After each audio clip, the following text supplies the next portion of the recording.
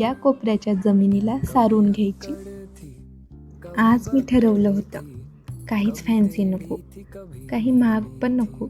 जसं आपल्या जुन्या घरात असायचं अगदी तसं माती आणि गाईच्या शेणाने जमीन सारून घ्यायची. आणि लहानपणी आई आणि आजीला खूपदा जमीन सारवताना पाहिलं होतं. तेव्हा पाहिल्यानंतर वाटायचं, अरे किती सोपं काम आहे हे. आणि आज जेव्हा मी स्वतःच्या हाताने हे करत होते, तेव्हा मला कळालं, हे जरी दिसायला सोपं वाटत असलं, पण हे खरंच खूप मेहनतीचं काम. हात मातीने भरतात, खूप वेळ लागतो, पण त्या मातीचा सुगंध आणि त्या कामात जो आनंद मिळतो ना, तो शब्दात सांगताच येत नाही. शेवटी कोण म्हणतं छोट्या छोट्या गोष्टीत आनंद भेटत नाही?